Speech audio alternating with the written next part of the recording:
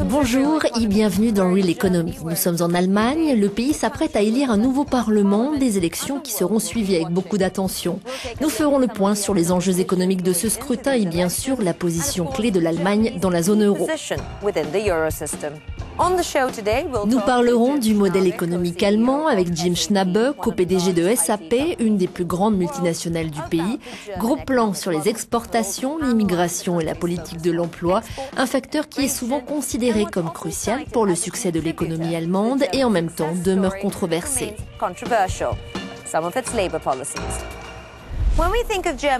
Aujourd'hui, quand on pense à l'Allemagne, deux choses viennent tout de suite à l'esprit. Le boom des exportations et l'excédent budgétaire.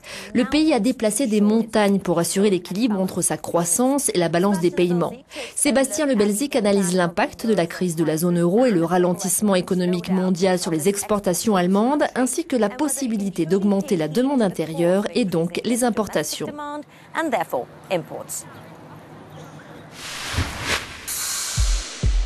Ingolstadt, la plus grosse usine d'Audi au monde, 35 000 salariés, plus de 550 000 véhicules par an. Une voiture sort de cette usine toutes les 30 secondes.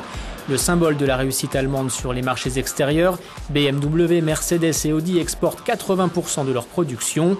Et malgré la crise, les ventes ont encore augmenté de 12% l'an dernier. Le ralentissement en Europe est largement compensé par la progression spectaculaire aux États-Unis et surtout en Chine. Nous avons notre marché aux États-Unis, en Chine ou en Asie et en Europe. Le ralentissement en Europe nous affecte tous, mais en même temps, si vous avez une bonne position à l'étranger, vous serez capable de passer au travers d'une telle crise. Véhicules et pièces détachées ont représenté 18% des exportations totales en 2012. Derrière ces chiffres flatteurs se cache une mécanique implacable. Dans cette usine de Bavière, chaque geste est pensé et analysé. La flexibilité du travail est au cœur du processus de production. Nous avons près de 200 modèles de planning. Ça dépend de chaque situation personnelle. Quand souhaitez-vous commencer à travailler? Pendant combien de temps? Et comment concilier vie professionnelle et vie privée?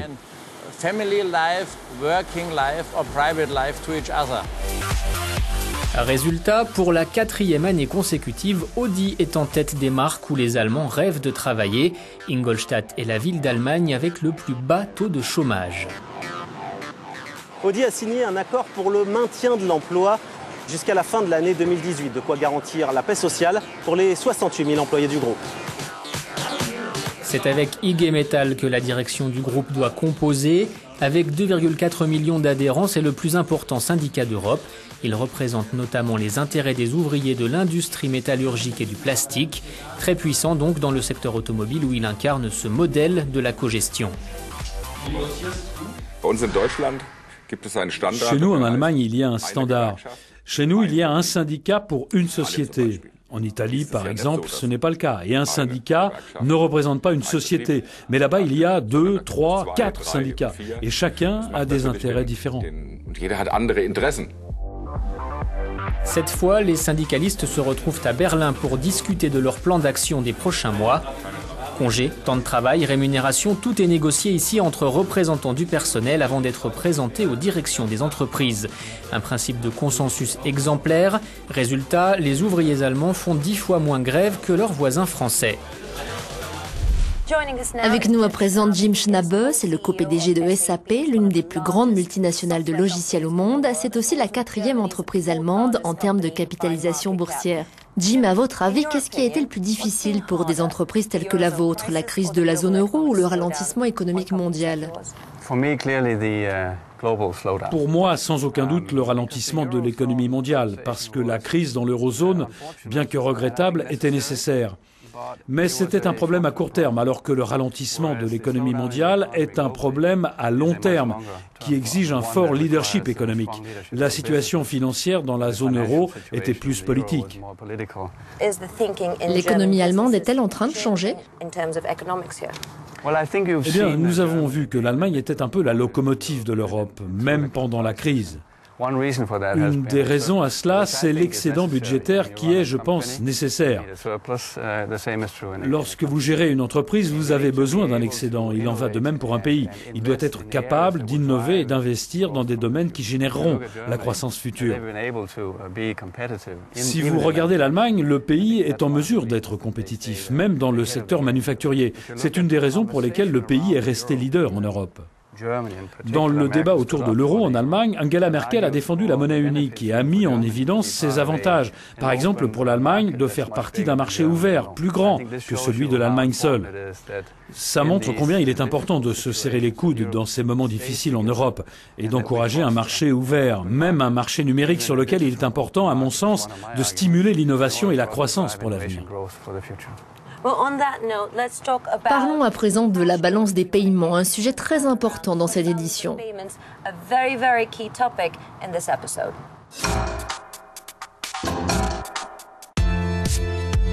La balance des paiements d'un pays est un état statistique qui retrace sous une forme comptable l'ensemble des flux de biens réels, d'actifs financiers et monétaires entre les résidents d'une économie et les non-résidents.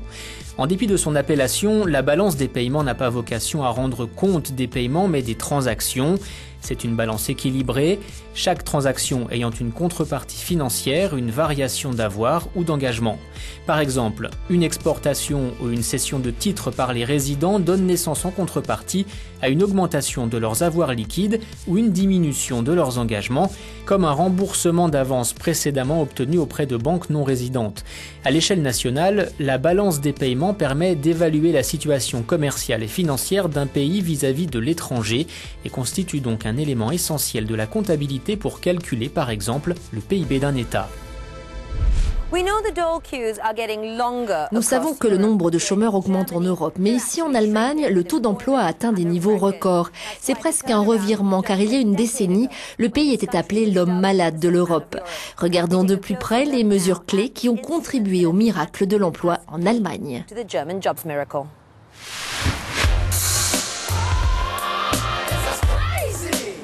28 ans, trilingue, licence d'université et sous-payé. Le CV d'Adam Finis se résume à son mini-job, 450 € par mois pour 20 heures de travail par semaine dans ce bar de Berlin. Parlant 3 langues et ayant une expérience dans le secteur des services, c'était assez facile à trouver cet emploi. Je pense que pour quelqu'un venant dans ce pays, le travail le plus facile à trouver, c'est un mini-job. Comme lui, ils sont 7 millions en Allemagne à avoir ce que l'on appelle un mini-job. Dans ce pays sans salaire minimum, tout est bon pour faire baisser le coût du travail et le chômage. Un contrat qui n'en a que le nom puisqu'il n'offre aucune garantie aux salariés qui peuvent être licenciés du jour au lendemain. Aucune assurance non plus, ni droit à la retraite. En contrepartie, il n'y a pas d'impôt, mais c'est surtout l'employeur qui en profite. Nous, on ne fait travailler que des mini-jobbers parce que nous sommes une petite entreprise et que l'on ne peut pas se permettre d'avoir des emplois permanents, car les charges sont trop élevées. 7 € de l'heure, c'est le prix à payer pour cette flexibilité maximum du marché de l'emploi. Une situation que critiquent de nombreux syndicats. C'est une perversion que l'Allemagne soit un des pays les plus riches d'Europe, mais le pays avec le plus fort taux de travailleurs précaires. Nous avons le plus de gens parmi ceux qui travaillent avec des emplois précaires, c'est-à-dire des mini-jobs et des emplois par intérim. La flexibilité de l'emploi n'a pas mené à un décollage économique. La flexibilité de l'emploi a juste distribué les heures de travail autrement, mais au prix d'une division du marché de l'emploi. Il y a ceux qui travaillent beaucoup et longtemps et ceux qui travaillent peu d'heures et ont un salaire très bas.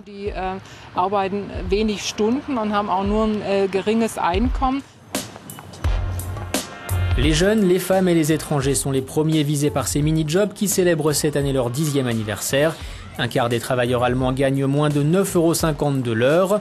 Et l'Allemagne est ainsi devenue le second pays en Europe derrière la Lituanie qui compte la proportion la plus importante de travailleurs pauvres. Toujours avec nous, Jim Schnabe, co-PDG de SAP. Restons sur le thème du travail et de l'emploi. Beaucoup de gens veulent copier le modèle allemand. En tant que PDG, pensez-vous que cela peut vraiment aider les entreprises ? Il ne fait aucun doute que l'une des raisons pour lesquelles l'Allemagne a réussi, c'est qu'il y a eu un énorme investissement dans l'humain. Il existe deux modèles, l'apprentissage et un niveau d'instruction élevé. Bien sûr, dans les domaines de l'entreprise orientés vers l'avenir comme la nôtre, c'est là que les compétences numériques sont nécessaires. Donc ce modèle fonctionne et je pense qu'il peut être copié. Vous êtes dans une position tout à fait unique. Vous êtes un immigrant européen avec des grandes compétences en Allemagne. Beaucoup de personnes se demandent s'il y a un manque de compétences. Je pense que nous vivons une transition importante de l'ère industrielle au numérique. Tout peut être repensé dans un monde numérique où nous pouvons nous connecter avec des milliards de personnes. À bien des égards, nous accélérons cette étape grâce à nos solutions. Notre problème, c'est qu'elles n'ont pas les compétences de l'ère numérique. Et c'est sur cela que l'accent doit être mis. Nous formons 100 000 chômeurs aux compétences numériques. Évidemment, en tant que société, nous nous engageons dans l'éducation et nous croyons que c'est la transition que l'Europe doit prendre pour créer de la croissance et de l'innovation. Quelle va être la clé de ces élections d'un point de vue économique ? Je pense que le principal problème est le chômage. C'est le problème que nous devons résoudre, non seulement par la politique, mais aussi en tant qu'entrepreneurs.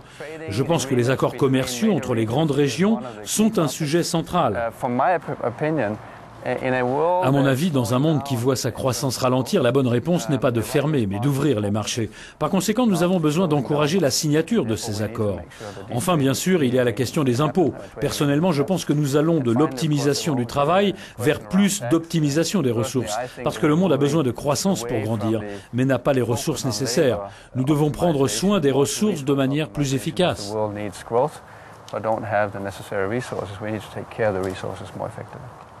Jim, merci d'avoir été avec nous. Merci beaucoup.